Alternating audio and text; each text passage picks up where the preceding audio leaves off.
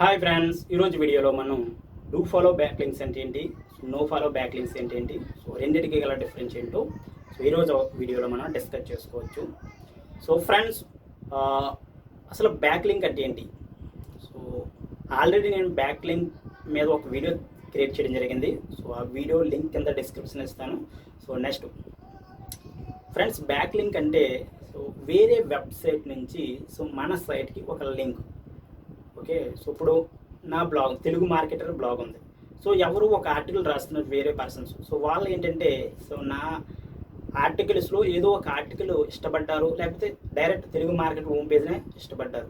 So అప్పుడు ఏం చేస్తారంటే వాళ్ళు వాళ్ళ యొక్క ఆర్టికల్ నుంచి సో నన్ను అందులో రికమెండ్ చేస్తారు.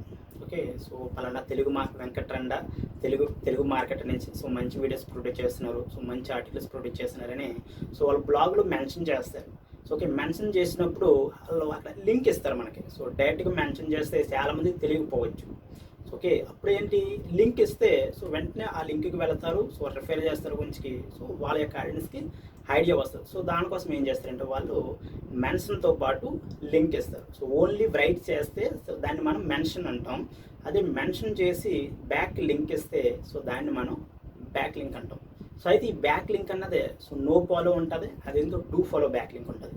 So do follow back link అన్నది జనరల్గా మీరు బ్యాక్ లింక్ క్రియేట్ చేస్తే అది డూ ఫాలో బ్యాక్ లింక్ అంటే మీరు సెట్టింగ్స్ని బట్టి. ఓకే, మీరు వర్డ్ ప్రెస్ బ్లాగ్ ఏం చేస్తున్నారు, సో బ్లాగ్లో మనకి సెట్టింగ్స్ అని అంతలా ఉండవు. సో వర్డ్ ప్రెస్ చూసుకుంటే సో మీరు ఫస్ట్ పెట్టుకోవచ్చు. సో మనం ఇచ్చే లింక్స్ అని బ్యాక్ లింక్లో నో ఫాలో ఇవ్వాలా లేదా డూ ఫాలో ఇవ్వాలని మనం సెట్టింగ్స్లో పెట్టుకోవచ్చు.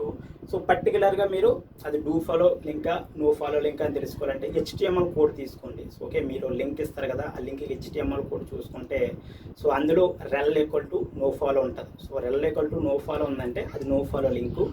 అదే rel = నో ఫాలో లేకపోతే సో AHREF జస్ట్ ఆ టెక్స్ట్ ఉంది, సో నథింగ్, ఇంకేం లేదనుకుంటే అటువంటి కేసులో అది డూ ఫాలో బ్యాక్ లింక్ అవుతుంది. ఓకే, సో ఇది కొంచెం టెక్నికల్ టర్ము.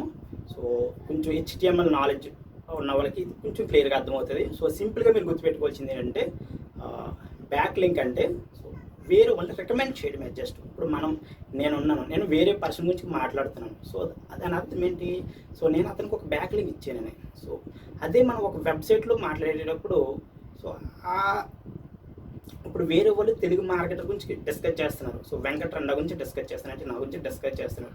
సో అప్పుడు వాళ్ళు నా వెబ్సైట్కి లింక్ ఇచ్చారు అనుకోండి, సో వాళ్ళ ఆడియన్స్ ఇంకా బెటర్గా అర్థమవుతుంది. ఓకే, సో అలా అర్థమవడం కోసం సో మనం బ్యాక్ లింక్స్ ఇవ్వడం జరుగుతుంది. సో ఈ బ్యాక్ లింక్స్ కూడా మనకు డిఫరెంట్ పర్పసెస్. ఓకే, అయితే ఈ do follow back link no follow back link అంటే డూ ఫాలో బ్యాక్ లింక్ అంటే ఏ అథారిటీ ఉంది కదా, సో అథారిటీ మనకు లింక్ జ్యూస్ అంటాం. సో ఆ లింక్ జ్యూస్ అన్నది ఒక వెబ్సైట్ ఇంకో వెబ్సైట్ అనేది ట్రాన్స్ఫర్ జరుగుతుంది. సో మనం అథారిటీ వెబ్సైట్స్ నుంచి డూ ఫాలో బ్యాక్ లింక్ తెచ్చుకుని అనుకోండి, సో మన ర్యాంకింగ్స్ అనేవి సో బూస్ట్ అవుతాయి. సో అదే నో ఫాలో బ్యాక్ లింక్ అన్నదే సో అంత ఎఫెక్ట్ ఉండదు. So just domain authority, high domain authority నుంచి తెచ్చుకున్న, లో అథారిటీ తెచ్చుకున్న సో నో బ్యాక్ లింక్ అని జస్ట్ బ్యాక్ లింక్ ఉంటుంది తప్ప ఇక్కడ లింక్ జ్యూస్ అనేది పాషన్ జరగదు. సో కాకపోతే సో ఎప్పుడైతే ఇది no follow back link juice చేయదు, సో మన ర్యాంకింగ్స్ అంతా బూస్ట్ చేయవు. నెక్స్ట్ డూ ఫాలో లింక్సే మన ర్యాంకింగ్స్ని బూస్ట్ చేస్తాన ఉద్దేశంతో చాలామంది ఓన్లీ డూ ఫాలో లింక్సే క్రియేట్ చేయడానికి చూస్తారు.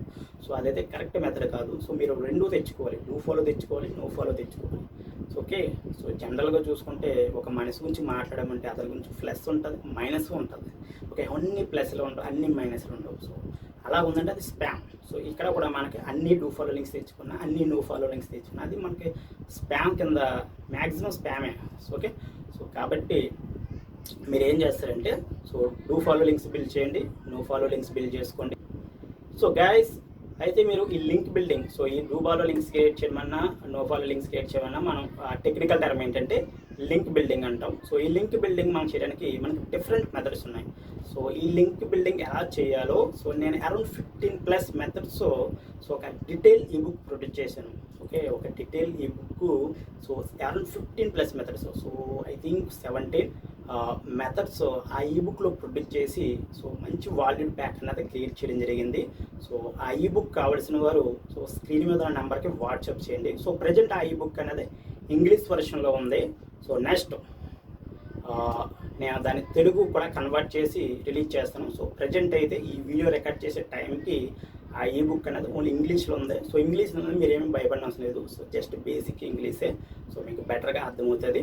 సో తెలుగు వర్షన్ కావాలనుకుంటే సో నాకు వాట్సాప్ చేయండి. సో ఎక్కువ మంది తెలుగు వర్షన్ కావాలని ఎక్కువ మంది ఎంక్వైరీ చేస్తే నేను దాన్ని తెలుగు కూడా ట్రాన్స్లేట్ చేసి, సో ట్రాన్స్లేట్ అంటే గూగుల్ ట్రాన్స్లేట్ యూజ్ చేసి అది ఓకే. సో మాన్యువల్గానే ట్రాన్స్లేషన్ చేస్తాం. సో మాన్యువల్గా ట్రాన్స్లేషన్ చేసి సో మీకు ఆ బుక్ అనేది ఇవ్వడం జరుగుతుంది. So okay guys, thank you.